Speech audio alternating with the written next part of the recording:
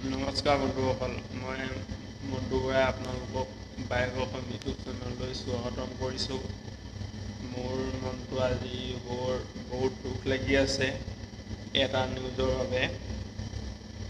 নিউজটো হ'ল আপোনালোকে চবে ইতিমধ্যে গম পাইছে, তথাপিও মই দেখুৱাই দিছোঁ নিউজটো কি হয়। এই নিউজটোৱে হ'ল সেই জম্মু কাশ্মীৰত হোৱা বৰ্বৰতা, আপোনাৰ নৰসংখ্যা দেখিছে নহয়। চবেই গম পাইছে নিশ্চয়, গোটেই বিশ্বৰ জুৰি গম পাইছে, চবেই নিন্দাও কৰিছে গোটেই বিশ্বজুৰি। ময়ো নিন্দা কৰিছোঁ, যাতে পুনৰ এনেকুৱা ধৰণৰ ঘটনা নহয়। 44জনকৈ জোৱান মৃত্যু হৈছে, তাৰে 4জন অসমৰ আছিল। সেই শ্বহীদসকললৈ মই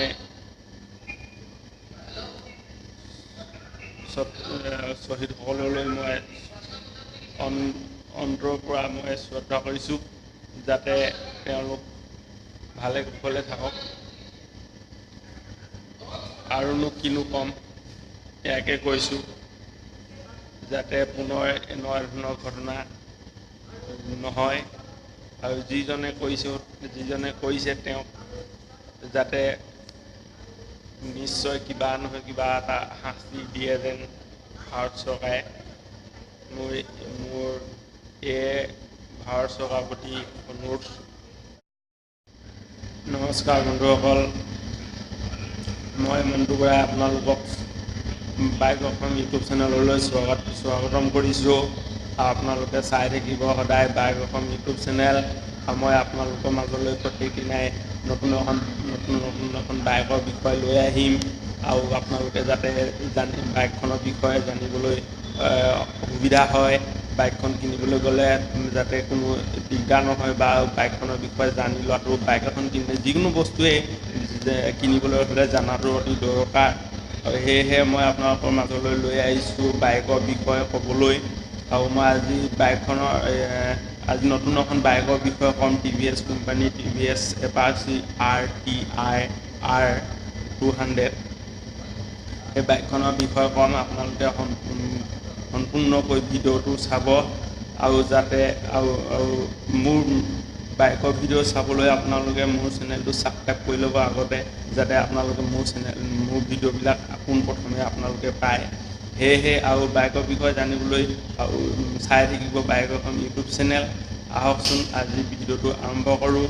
আৰু বাইকখন এপাচি RTR আপোনাৰ ইঞ্জিন হ'ব 197.75 cc ইঞ্জিন। আৰু আপোনাৰ ইঞ্জিনত থাকিব ছিংগল চিলিণ্ডাৰ 4 ষ্টক আৰু অইল কোল্ড। বাকী কিছুমান বাইকত দেখিছোঁ আপোনাৰ এয়াৰ কোল্ড থাকে, ইয়াত আছে আপোনাৰ অইল কোল্ড আৰু 4 ভল্ট। আপোনাৰ গেৰ হ'ব 5 স্পীডত চলিব, আপোনাৰ 5 স্পীড, 5টা গেৰ আছে। পাৱাৰ ক্ষেত্ৰত হ'ব 20.23 bhp,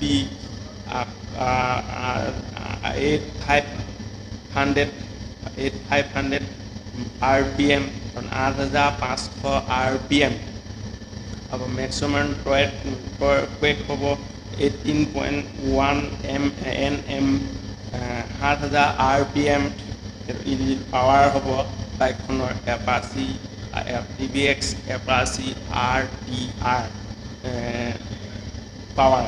তাৰপৰা আপোনাৰ বেগৰ ক্ষেত্ৰত হ'ব, ফ্ৰণ্টৰ বেগ হ'ব 270 mm, পেট্ৰল ডিস্ক বেগ।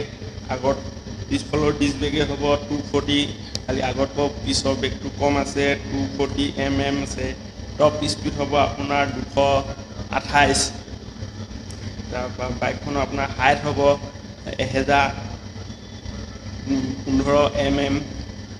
তাৰপৰা লেংথ হ'ব আপোনাৰ বাইকখনৰ লেংথ আছে আপোনাৰ 2050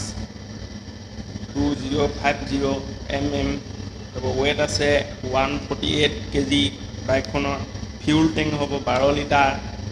তাৰপৰা চিটৰ হাইট হ'ব আপোনাৰ 800 mm।